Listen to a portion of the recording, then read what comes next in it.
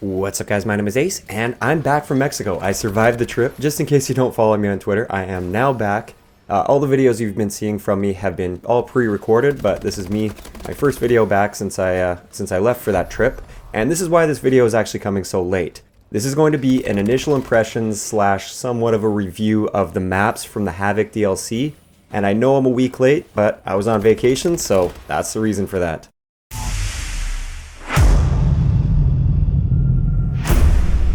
Alright guys, so let's just kick it off with map Drift. This is the one that's in that sort of snowy mountain village, and the avalanche comes and it covers like a third of the map. I think it's about a third of the map. I played this one, I played Kill Confirmed, Domination, and Hardpoint on this one. Those are the only 3 game modes I've been able to play so far.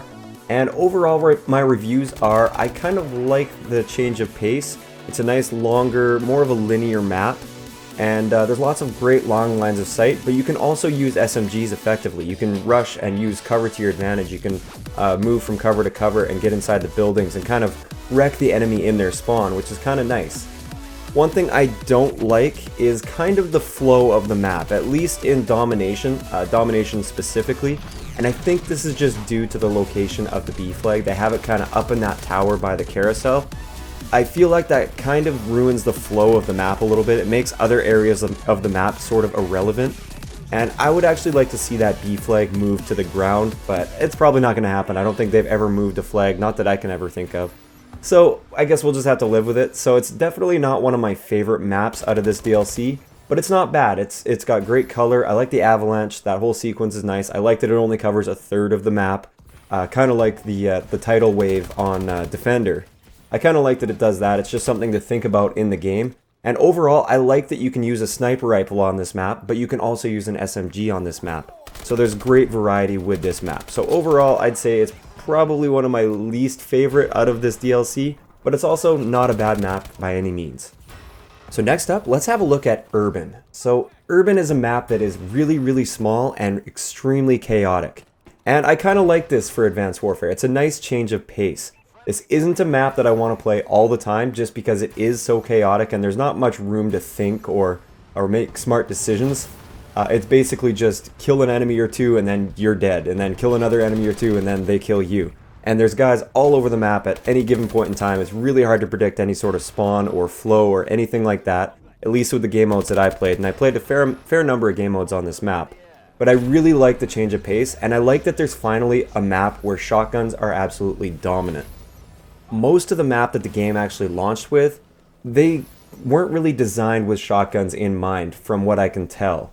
The shotguns aren't great in this game already, and sure, you can use shotguns on the maps that the game launched with.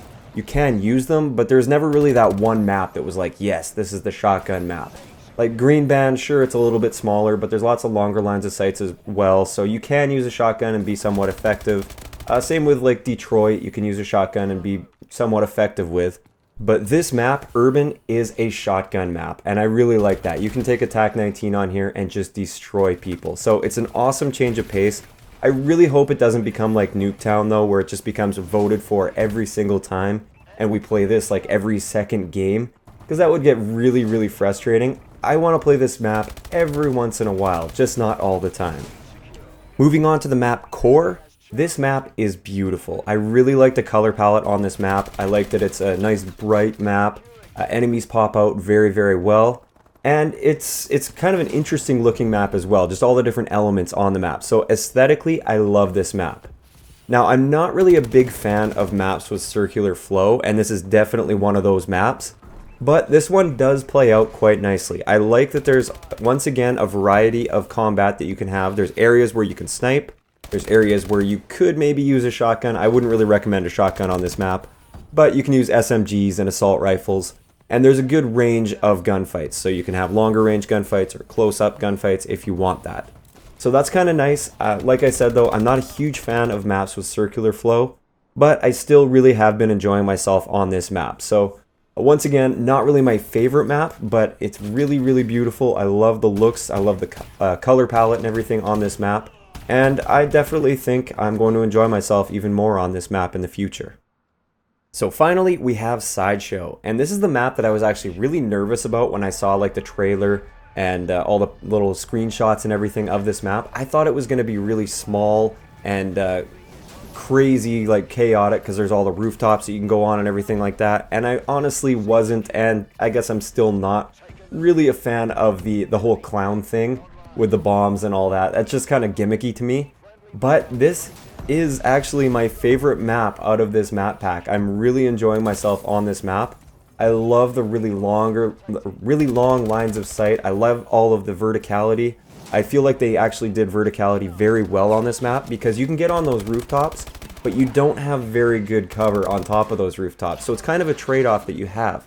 You're going to be really exposed up there, but you also do get some great vantage points.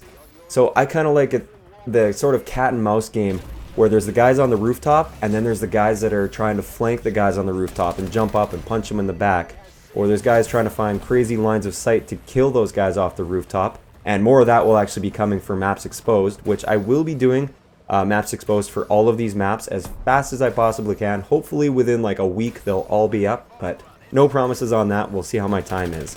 But kind of got off track there. Yeah, this map, I like that it's big, it's open. It's big, but it doesn't really play big. Like, there's always action to get to, so even when you spawn, you can just jump on top of a building if you want to get back into the action. Or there's various flank routes, so you can easily flank enemies. You can kind of play with an SMG and sneak around a little bit. It kind of reminds me of Modern Warfare 2. Me and the One Boom were actually talking about this a little bit. He had mentioned this, and I totally agree with him. This reminds me of like a Modern Warfare 2 map. There's lots of open areas, but there's also flank routes. There's various ways to play this map, and you can use any gun you want on this map, and you can be somewhat successful with that. So I really enjoy this map, and it's definitely my favorite so far. Like I said before, not really a fan of the whole clown thing with the bombs and all that. I feel like that's kind of gimmicky, but whatever, I can live with that. So overall, for the Havoc DLC, would I recommend it? Absolutely.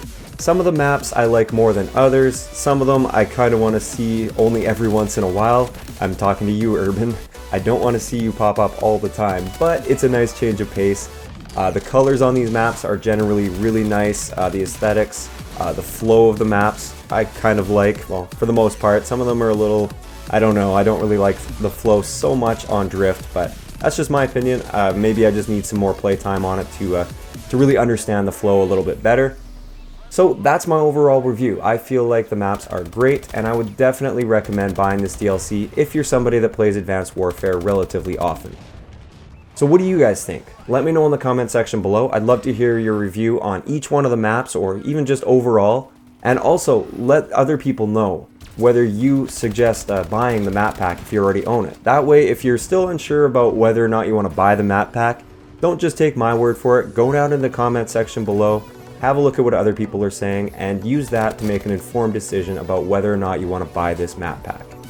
If you enjoyed the video, a like rating is always appreciated, and don't forget to subscribe for more if you haven't already. I'll talk to you guys next time.